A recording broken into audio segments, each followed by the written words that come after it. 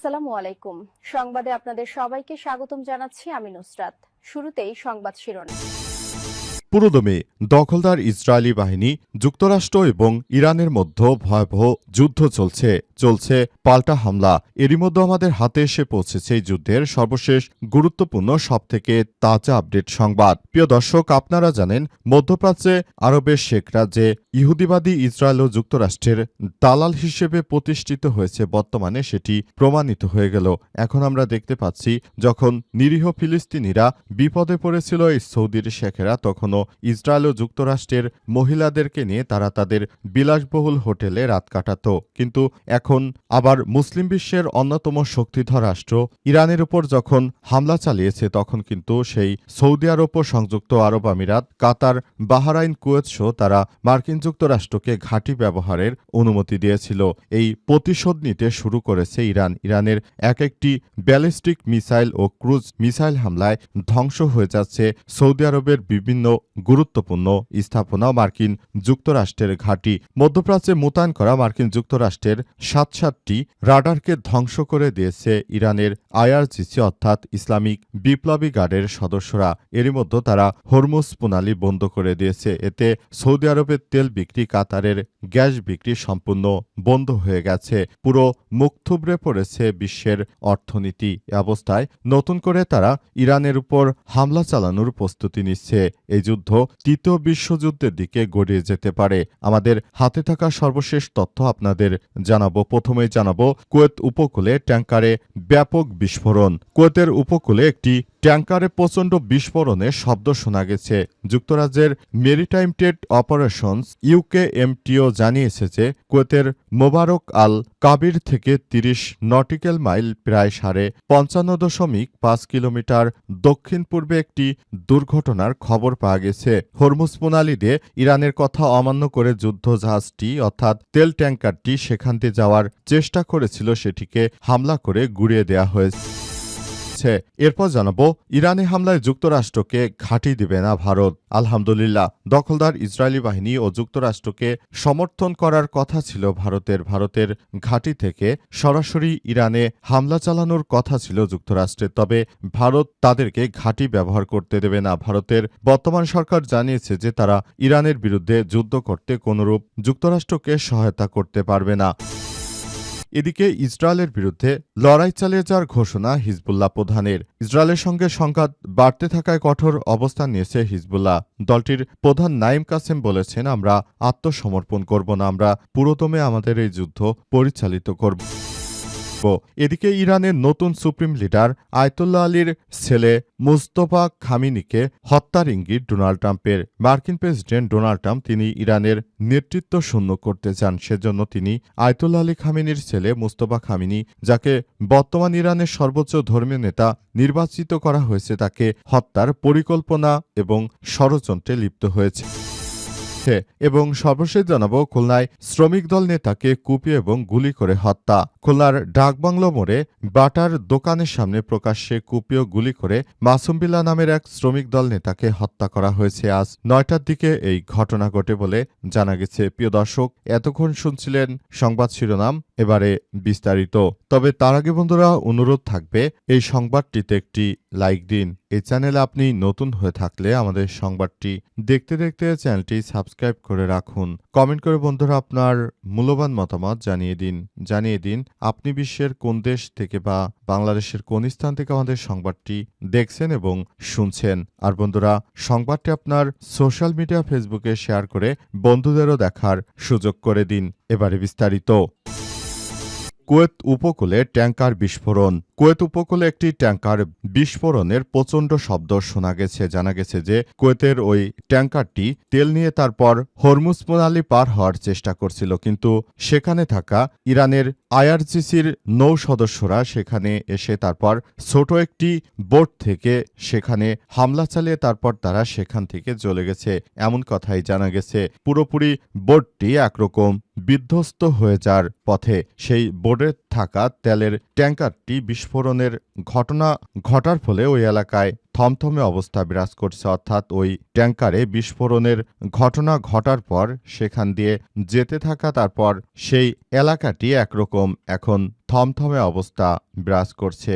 ওই জায়গাটি এমনভাবে গুড়িয়ে দিয়েছে ইরানের ইসলামিক রেভলিউশনারি গার্ড যে সেখান দিয়ে ওই ট্যাঙ্কটি আর যেতে পারছে না। সেখানে যে পরিমাণ পানি ছিল সেই পরিমাণ সেখান দিয়ে যে পানি ছিল সেগুলো আসলে জাহাজটিতে উঠে যাচ্ছে। পানি ওঠার ফলে একরকম জাহাজের মধ্যেই বড় ধরনের সমস্যার সৃষ্টি হয়েছে, আর ওই জাহাজে থাকা তেল ইতিমধ্যেই সাগরে ছড়িয়ে পড়েছে।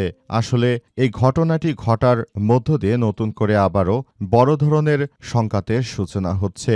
সরাসরি ইরানের পক্ষ থেকে জানানো হয়েছে যে তারা শুধুমাত্র চীনের ট্যাঙ্কার ছাড়া আর কারো কোনো ট্যাঙ্কারই সেখান দিয়ে যেতে দেবে না। সুতরাং এই ট্যাঙ্কারগুলো অন্যান্য রাষ্ট্রের, তাই সেখান দিয়ে আসলে যেতে দেয়া হবে না, এই তথ্যই জানা গেছে। এবং পুরোপুরি প্রক্রিয়াটি এখন নতুন করে গড়ে তোলার জন্য চেষ্টা করা হচ্ছে, অর্থাৎ আবারও এখানে থাকার মধ্য দিয়ে মূলত ইরান কোনোভাবেই শত্রু দেশের কোনো ট্যাঙ্কার সেখান দিয়ে যেতে দেবে না এমন কথাই জানিয়েছে তারা। সেজন্য আইআরজিসির পক্ষ থেকে কাতারের ওই ট্যাঙ্কারটি আইআরজিসির সেনা সদস্যরা সরাসরি এসে তারপর সেটিকে একদম গুড়িয়ে দিয়েছে।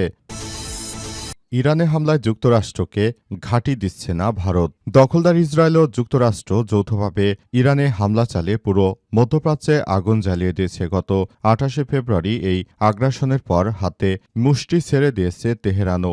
ঝাঁকে ঝাঁকে ক্ষেপণাস্ত্র ও ড্রোন ছুটছে উগ্র ইহুদিবাদী ভূখণ্ড ও উপসাগরীয় দেশগুলোয় মার্কিন স্বার্থসংশ্লিষ্ট স্থাপনা লক্ষ্য করে। এর মধ্যে একটি বিষয় উভয় পক্ষের সমর্থকদের ভাবাচ্ছিলেন যে ইরানের সাবেক ও ইসরায়েলের বর্তমান মিত্র ভারত কোন দিক ঝুঁকছে। তারা ওয়াশিংটন ও তেল আবিবকে তেহরানের হামলায় সহযোগিতা করবে নাকি সংঘাতের বিরোধিতা করবে, এরা নিজেই সেই অবস্থান স্পষ্ট করেছে নয়াদিল্লি। ভারতের পক্ষ থেকে মার্কিন দাবি অস্বীকার করা হয়েছে। মার্কিন যুক্তরাষ্ট্র যে বলেছিল যে ভারত নাকি ইরানে হামলা করার জন্য তাদের ঘাঁটিগুলো ব্যবহার করতে দেবে, তবে ভারত থেকে স্পষ্টভাবে জানিয়ে দেওয়া হয়েছে যে তারা কোনোভাবে কোনো দেশের সঙ্গে যুদ্ধ করবে না, অর্থাৎ তারা কোনো দেশের বিরুদ্ধে তাদের সেনা ও নৌবাহিনীর ঘাঁটি কিংবা বিমান বাহিনীর কোনো ঘাঁটি ব্যবহার করতে দেবে না। উল্লেখ্য, চীনের পাশাপাশি মঙ্গোলিয়ায় রয়েছে ভারতের একটি শক্তিশালী নৌঘাঁটি। সেই নৌঘাঁটি আসলে যেন মার্কিন যুক্তরাষ্ট্র ব্যবহার করতে না পারে সেজন্য ভারতের পক্ষ থেকে স্পষ্ট বার্তা দেওয়া হয়েছে। ভারতের সরকার জানিয়েছে যে ওই নৌঘাঁটি বিমান ঘাঁটি কোনোভাবেই তারা মার্কিন যুক্তরাষ্ট্রকে ব্যবহার করতে দেবে না। পুরোপুরি তারা ইরানের সঙ্গে কোনরূপ শত্রুতামূলক আচরণ করবে না। আজ যে ইরান ভয়াবহ বিপদে পড়েছে, এখন ভারতও যদি তাদের বিরুদ্ধে কাজ করে ভবিষ্যতে ইরান যদি আবার ঘুরে দাঁড়াতে পারে, তাহলে কিন্তু মার্কিন যুক্তরাষ্ট্র নয় বরং ভারতকে ইরানি সবথেকে কম টাকায় তেল দিয়ে থাকে। ইরান পৃথিবীতে সবথেকে কম টাকায় তেল দিয়ে থাকে। সেই তেলই ভারত দীর্ঘদিন ধরে ব্যবহার করে আসছিল, কিন্তু অবশেষে মার্কিন যুক্তরাষ্ট্র ইরানে হামলা চালিয়ে নতুন করে আবার ভয়াবহ পরিবেশ সৃষ্টি করেছে।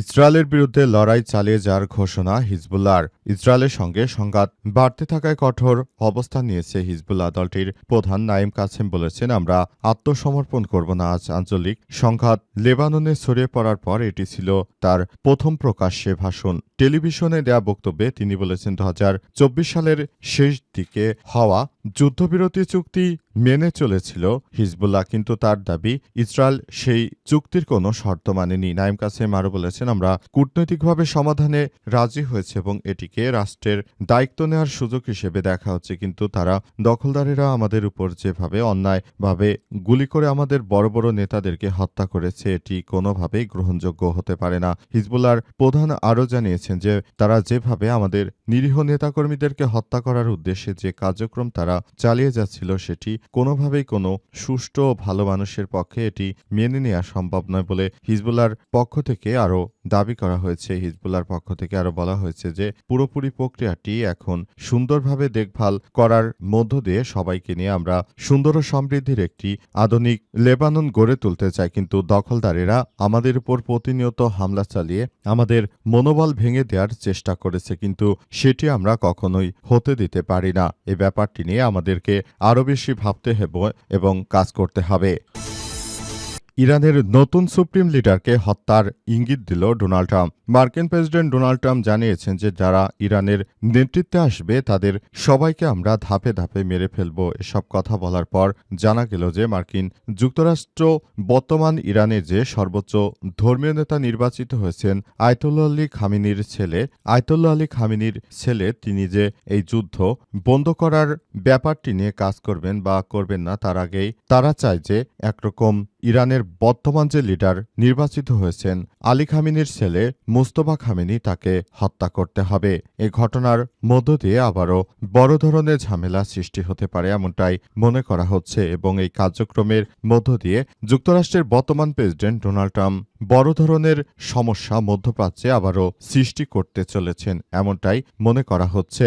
মধ্যপ্রাচ্যে আবার বড় ধরনের সমস্যা সৃষ্টি করে ইরানকে নেতৃত্ব শূন্য করতে চায় এবং ইরানকে নেতৃত্ব শূন্য করার মধ্য দিয়ে আবারও বড় ধরনের সমস্যা সৃষ্টি করতে চায় মার্কিন যুক্তরাষ্ট্র।